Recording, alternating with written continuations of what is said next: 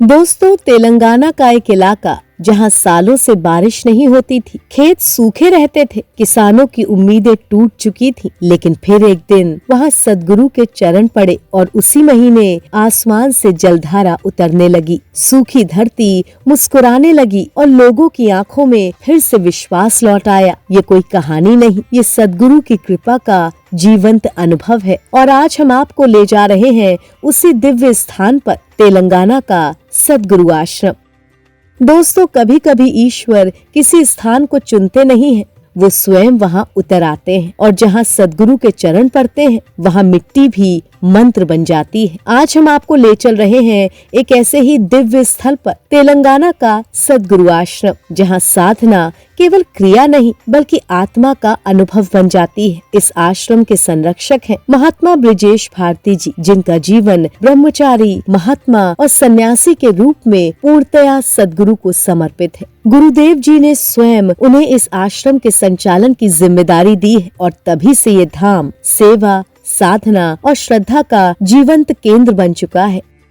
तेलंगाना एक ऐसा प्रदेश है जहाँ पूजा पाठ तो अत्यधिक होता है, लेकिन ध्यान, योग और आध्यात्मिक साधना का अनुभव लंबे समय से महसूस किया जा रहा था। यही वो पीड़ा थी, यही वो पुकार थी जिसे सुनकर ये आश्रम स्थापित करने का विचार जन्मा। साथ ही यहाँ सदगुरु भगवान जी के असंख्य भक्त हैं, जिनके आग्रह और प्रेम ने इस दिव्य केंद्र को आकार दिया। जिस स्थान पर यह आश्रम बना वो स्वयं प्रकृति की गोद में छिपा हुआ एक तपोवन है। चारों ओर हरे भरे वृक्ष, शुद्ध वायु, निर्मल जल और असाधारण रूप से ऊंचा ऑक्सीजन स्तर, ये वातावरण मन को अपने आप शांत कर देता है। इसी दिव्य ऊर्जा के कारण इस स्थान को आश्रम निर्माण के लिए चुना गया। अगस्त 2021 में इस आश्रम का निर्माण शुरू हुआ। आज ये लगभग 3 एकड़ में फैला हुआ है और साधकों के लिए आध्यात्मिक विश्राम स्थल बन चुका है। वर्तमान में आश्रम में 10 सुंदर कमरे हैं, जहां साधकों की सभी मूलभूत आवश्यकताओं की उत्तम व्यवस्था है। यहाँ प्रतिदिन दर्जनों श्रद्धालु और साधक आते हैं, कोई मन की पीड़ा लेकर, कोई जीवन की उलझन लेकर, तो कोई अपने सपनों की मन्नत लेकर। और सदगुरु की कृपा से उनकी मनोकामनाएं पूर्ण होती हैं, उनकी समस्याएं शांत होने लगती हैं।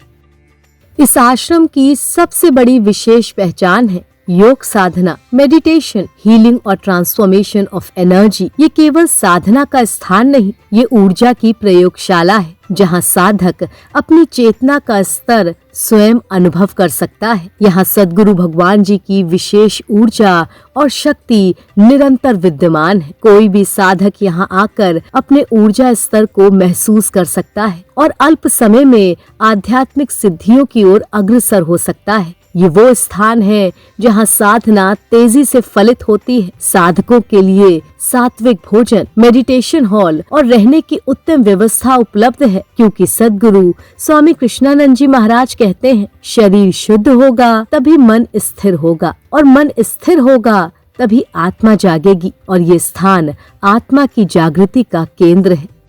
लेकिन दोस्तों, इस आश्रम की सबसे अद्भुत कथा कृषि से जुड़ी हुई है। आसपास के गांव वर्षों से सूखे से जूझ रहे थे। खेती होती थी पर वर्षा न होने से फसल नष्ट हो जाती थी। लोग सदगुरु भगवान जी से प्रार्थना करते थे, गुरुदेव हमारे खेतों पर कृपा कीजिए। और ये कोई संयोग नहीं, पिछले 3 वर्षों से जब अगस्त माह में सदगुरु देव तेलंगाना आश्रम पधारे, तभी क्षेत्र में प्रचुर वर्षा हुई, सूखी धरती मुस्कुराई, किसानों के चेहरे खिल उठे और पूरा क्षेत्र ये कह उठा, ये सदगुरु की कृपा है।